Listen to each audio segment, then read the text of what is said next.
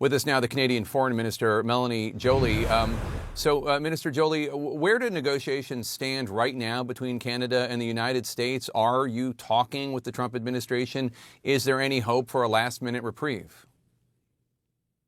Well, at this point, there's no there are ongoing discussions, but there's no ongoing negotiation. I was at NATO last week, saw Marco Rubio, Secretary of State, had some constructive conversations, but at the same time, we're still under tariffs for steel and aluminum. We're still under tariffs because of also the auto sector. We just, as you mentioned, Jake, we just imposed new tariffs for all non-USMCA compliant cars coming to Canada. And also what we're under is that 25% tariff based on fentanyl crossing the Canadian border going into the US. Well, we know that actually there's less than 1% of all fentanyl going into the US that comes from Canada. So we know that tariffs are a tax on hardworking Americans. I was watching your report. We know that it is a tax on Americans' grocery bill. It is a tax when also Americans go at the gas pump. And more than that, what we're seeing now, it is also just a double whammy, because not only is it a tax, not only will people pay more, but at the same time, they're losing more because markets are in turmoil and people are losing money for their retirement. Yeah. So nobody's winning out of this trade war. And the first impacted are those watching us right now, the hardworking American people. So today, a journalist asked White House Press Secretary Caroline Leavitt about the timing of any tariff negotiations. Take a listen. Is the president operating on any sort of a timeline or deadline where he wants this completed by? Well, we always move at Trump speed here at the White House, which is incredibly fast. All options are on the table for each country. But again, these are going to be tailor-made deals. They are not going to be off-the-rack deals, as the president has called it. So she says that they're moving at Trump speed. What do you make of that? Is it possible that there will be speedy trade negotiations? So we're in a campaign right now. The elections in Canada are on April 28th. The Prime Minister Carney, and President Trump had a first phone call. We said that we would be ready to negotiate after the election, which are basically in less than 3 weeks. At the same time, we want to make sure that we can negotiate not only on trade, but also on security. And we need a full partnership. But at the end of the day, what we know, Jake, is the relationship between Canada and the U.S. will never be the same. The trust was affected by what happened. This trade war was launched out of nowhere against your best ally, friend, and neighbor. And we want to make sure that we can be constructive, but we're not naive neither. We know we have to protect our own jobs and our own economy. And of course, meanwhile, we're talking to the world. And the world is reacting in different ways. Canada is leading the charge in terms of our own response, making sure that we have counter tariffs against American products. But at the end of the day, like I mentioned, the American people are the ones that are most affected. So my message also to those watching us, Jake, right now is please talk to your Congress people, talk to your governors, talk to people in power, because they all need to send a clear message to the White House that that's enough. Canadian Foreign Minister Melanie Joly, thank you so much. CNN's Ivan Watson is in Hong Kong for us, and CNN's Jeff Zeleny is at the White House. Jeff, there are more developments in this Elon Musk versus Peter Navarro public spat. But first, tell us what the White House is saying ahead of these global tariffs set to go into effect this evening. Well, Jake, just a few minutes to go here in the East Room of the White House. The president defended his tariff policy once again, and he talked about the open-door negotiations that many countries now are having. Japan, one key example. He said flying here to Washington to negotiate anew with the White House. He said sometimes you have to mix it up a little bit. But there is no question here that this is one of the most severe effects we've seen on the economy just 6 days after announcing that plan. But just a few moments ago in the East Room, he defended his tariff proposals. We're doing very well in making, I call them tailored deals, not off the rack. These are tailored, highly tailored deals.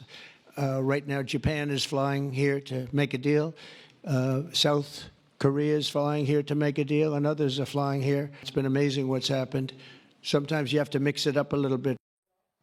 Amazing what's happened. That's also the view on Wall Street, but in a very different way. The president not acknowledging the deep losses again today in the financial markets. He's also not weighing in the ongoing spat between his top advisors, which Elon Musk continued this afternoon. Of course, White House Press Secretary Caroline Leavitt said earlier, boys will be boys. But Elon Musk continued that, saying this, Jake, I'd like to apologize to all the BRICS for calling Peter a sack of bricks earlier. It was unfair to those bricks. So clearly going back and forth, Navarro, the top trade advisor here, not responding to Elon Musk. Yeah, and Jake? using a slur for the intellectually disabled. The R word. Yeah. Yes. Ivan, 104% tariffs are set to go into effect on China at midnight. The White House says China wants to make a deal, but they don't know how to get it started.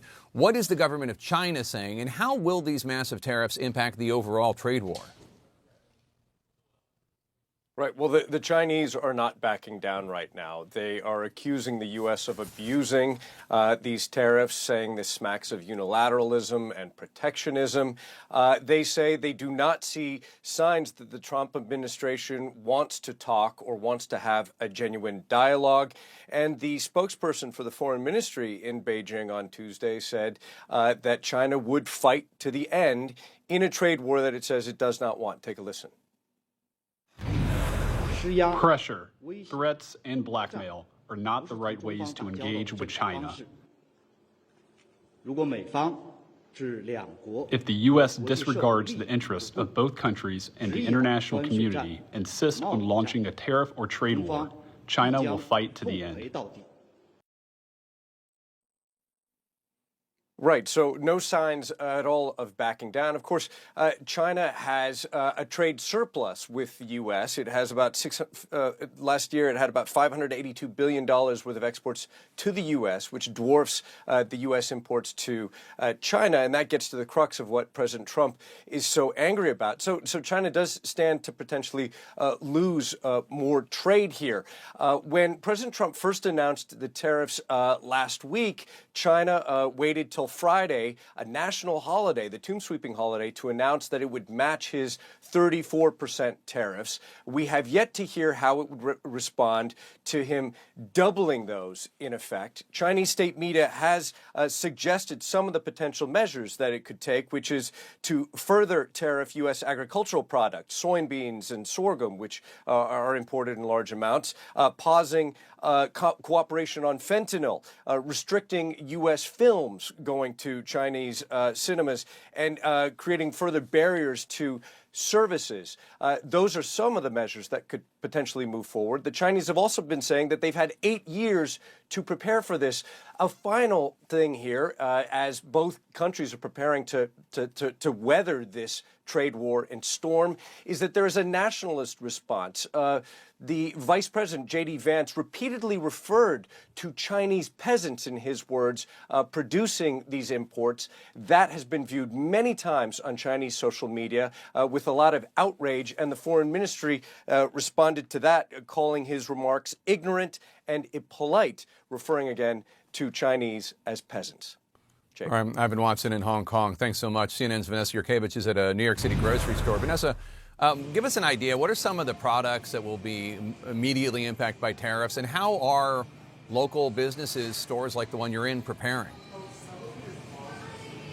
Yeah, the grocery store is the place where Americans are likely to feel these higher tariffs and these price increases first on things like fresh produce that come in and out of the country every single day. Here at Morton Williams, where we are, they haven't seen the high prices yet, but they are bracing for them on fresh produce like bananas. They get shipments in 6 days a week. These are from Costa Rica. These over here are from Ecuador. Both countries hit with that 10% universal tariff that went into effect on Saturday. I want to take you to the seafood section here because this is where some of the prices might rise the most, because those countries where Morton Williams, this store, gets their seafood are getting hit with those high reciprocal tariffs set to take effect at midnight. This shrimp over here, they get it from Indonesia and also from Vietnam. A 32% tariff on Indonesia, 46% on Vietnam. And then salmon. The U.S. imports more than $1 billion worth of fish every single year. This salmon comes from Norway. They're being hit with a 15% tariff. I want to walk you over, Jake, to the coffee section. Coffee prices have seen really record high prices in recent months because of bad climate, bad weather in key coffee growing countries, mainly in Africa. So this is the coffee section here. Hello, miss. And these companies may have been able to stockpile a bit because these are non-perishable items. However, once those stockpiles run out, Jake, these coffee items, some in particular from Brazil and Ethiopia, are getting hit with that 10% tariff. And ultimately, these grocery stores, these types of grocery stores run on such thin margins, Jake, that the owner says, unfortunately, they are just going to have to pass that cost down to you, the consumer. Jake. All right.